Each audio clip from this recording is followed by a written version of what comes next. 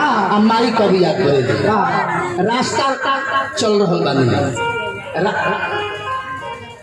रविंद्र भैया बहुत बहुत पुरस्कार देनी भगवान से प्रार्थना शुभकामना करती रास्ता चलता नहीं आ रास्ता में अंगूठा में ठेस लग जाई अंगूठा फूट जाई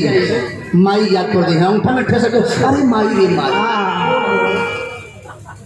रास्ता चलता नहीं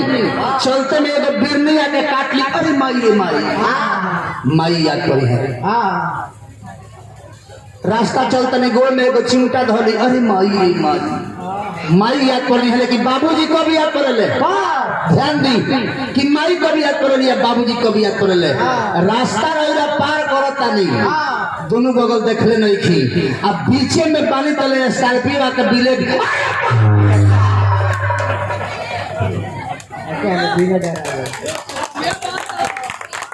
मने जब लम्हा विपद पड़ेला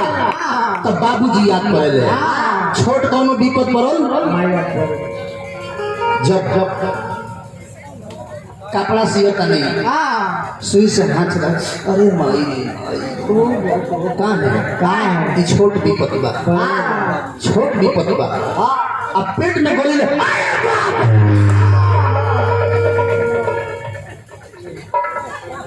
लम्हा विपद पड़े तो पिताजी याद कर रहे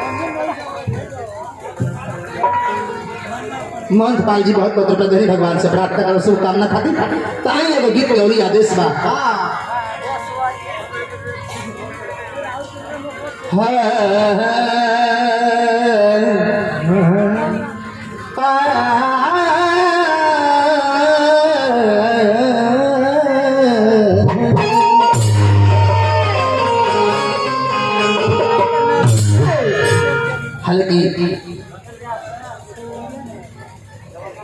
शिवजी भैया कहने की जाना सर्वा जानन जाएंगे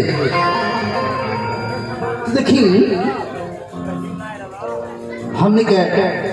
जैसे डॉक्टर में होला ना जे सर्जन होला केहू पेट रोग विशेषज्ञ होला केहू सीना रोग विशेषज्ञ होला और केहू जनरल फिजिशियन होला तो हमरो यूट्यूब खोल के देखो नु मनोज शर्मा व्यास के नाम से जान यूट्यूब बा तो ऊपर बुझाई कि मनोज शर्मा के यूट्यूब मॉल है मॉल यानी मॉल में घुसी ले तो जरूरत के हर सामान कपड़ा से लेके खिलौना साग सब्जी सब कुछ दूध दही सब कुछ मिल जाला यूट्यूब पर रहुआ सब कुछ मिली तने तने सब कुछ लेकिन आज हमने दू गो गीत गावे पता वही में जौन हमने भैया कनी हम पहचान बा आए हैं सब दूर से जाना है बड़ी दूर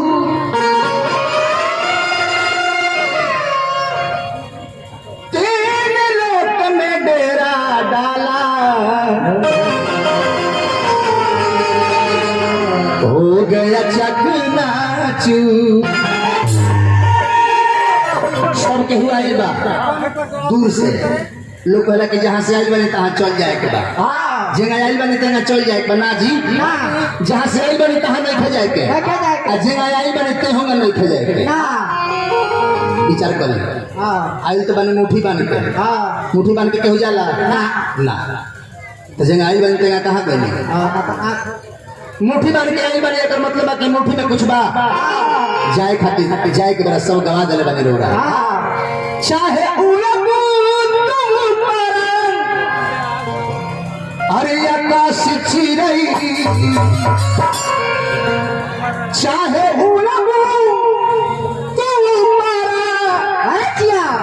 अरे आकाश चिरई एक दिन करबूत भरिया आकाश चिरई एक दिन करबूत भरिया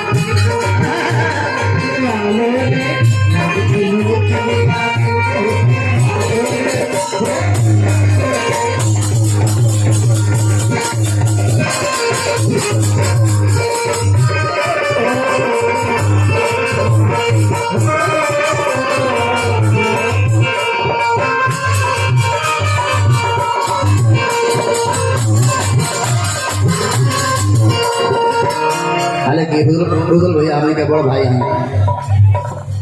जानी कि ना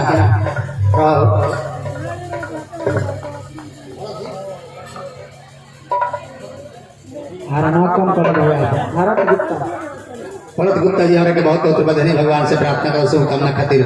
रुदल भैया बैठल का नहीं हमारा बाद का नंबर पास है हमने के बड़ भाई हैं जान जाए कि दीपावली के दिन हमने के गणेश रुदल भाई के यहाँ रुदल भाई के बात हम कहते हैं कहिए दिन अनमोल म्यूजिक की ओर से बहुत बहुत पुरस्कार लोगों को निमन नहीं खेला कुछ कह हाँ मनो यादव जी बहुत बहुत पुरस्कार देने के लिए भगवान से प्रार्थना करो शुभकामना खातिर गणेश रुदल भाई की हर दीपावली के दिन है हमने के बैठल में सन और रुदल भाई का मलका मैंने हमने के भौजाई हम सोचली कि भाई देवर जी एकदम चाय पानी ना कराओ जी तो शिकायत कर दे चाय लेके आवत रहली आया गवर लइका पटाखा बजावत रहल सब वो माना कहसन कि अंटी पटाखा माना कहसन कि मत जाने के पटाखा बजाता वो कहसन कि अंटी पटाखा बस रुदल भाई के मलकी नहीं कहते कि रे आज तनी के पटाखा लागत नहीं हो कुंवार रहनी तो आइटम बम लागत रहनी जानी कि ना जाना ना अरे दुनिया में लौटता जितना नजारा नजर के धोखा बात हो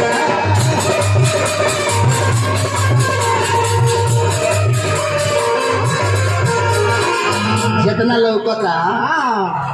हमार हो सब हमार हो बाकी ये हमार हो ना ये आंख धोखा देती है आंख धोखा देती है एक दिन सब आंखी से दूर हो जाई बेटा हमार हो अब बेटा कहता कि बाबूजी हमार हवन अब बाबूजी मुँह लगता है तब बचावे के पावरे नहीं थे और खत्म हो जब तहार हवन तो बचा लो बाबा हमार हवन अब बाबा मरत रह तब बचावे के पावरे नहीं थे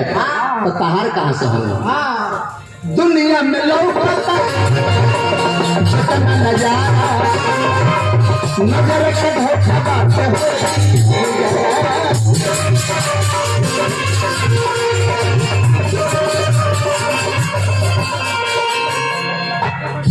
एक दिन अचके में लागी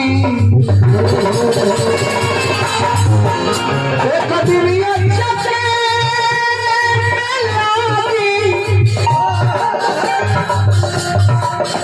एक दिन अचके में लागी या सच्ची रही सितर तू धर दिया या सच्ची रही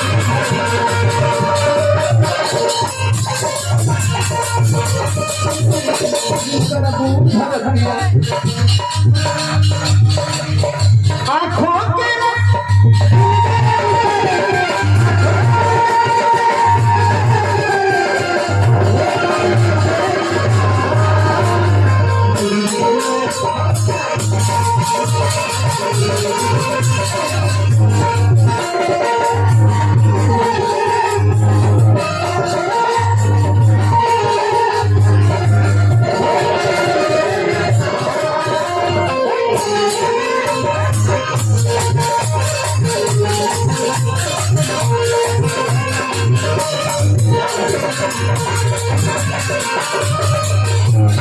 हमारा संजय भाई का नियम बा प्रोग्राम में जाए के बेरा भरत गुप्ता जी बहुत बहुत धन्यवाद भगवान से प्रार्थना कर शुभकामना खातिर प्रोग्राम में जाए के बेरा खाली संजय भाई के मल के लिपस्टिक लगा के कह दे कि सुन तुम आज मत जाए प्रोग्राम अब स्टेज पर उनका कोनो धुन ही याद ना पड़े सब भुला जाला बतावे के पड़ेला ए बबुआ आज क्या बात बाबू 4 दिन खातिर पागल जवानी जितनल मन को पेट्रोल मन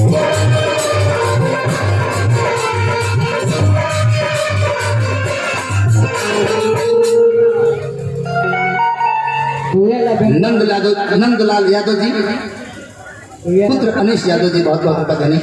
भगवान से प्रार्थना करो शुभकामना खातिर 4 दिन खातिर पागल जवानी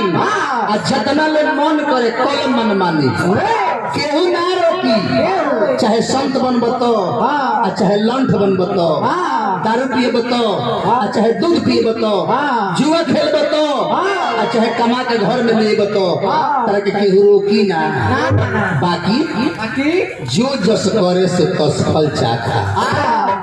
जो जस करे से तस फल चाखा फल तारा उहे मिली जैसन कर्म करब जुआ खेलब तो जुआ के फल मिली चंदन बाबू की ओर से बहुत बहुत पुरस्कार मिलल भगवान से प्रार्थना करो शुभकामना खातिर दूध पीब तो दूध के फल प्राप्त हुई दारू पीब तो दारू के फल प्राप्त हुई बाकी तरह के केहू रोकी ना 4 दिन खातिर पागल जवानी मन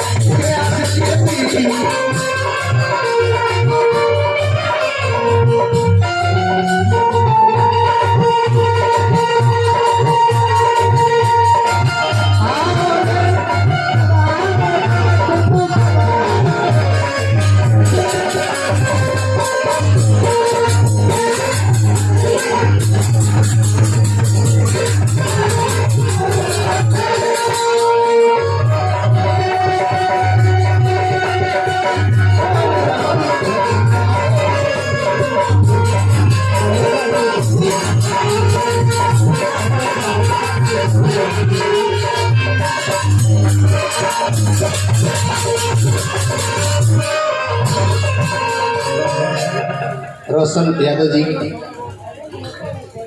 बतरौली खड़वा से 101 रुपये का धनराशि प्रदान करी सुश्री ज्ञानती देवी की ओर से 51 रुपये का धनराशि प्रदान हुई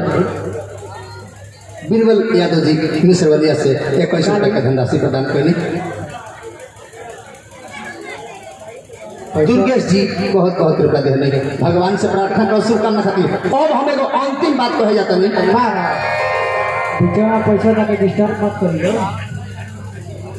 उमेश बाबू दीपक बाबू श्रद्धा यादव दीपक राज जी की तरफ से ढेर रुपया मिलल बा अजय लाल यादव जी अच्छा बहुत बहुत पुरस्कार देने के लिए भगवान से प्रार्थना करो झलिए बजाओ तले रुपये दो तले जी जाए के बेरा ले ले अच्छा अब हुआ अंतिम एगो बात हम कहे जाता नहीं तो लेकर के ध्यान देके सुन लो हालत में कौन प्रेम से सबका सुनाए के चाहिए बात हालत में कौन तुम भूल मत राम के कि हे गपतिया मनी लगत राम के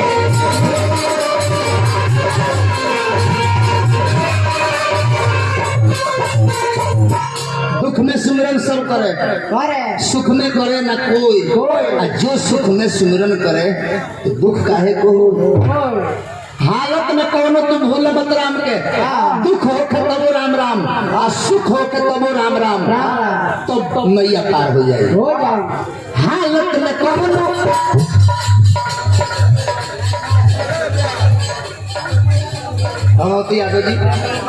भगवती यादव जी बैरिया से हमारे बहुत बहुत रुपया देनी भगवान से प्रार्थना शुभकामना खाती हालत में कौन तुम भूल मत राम के ये गपतिया मनी लगत राम के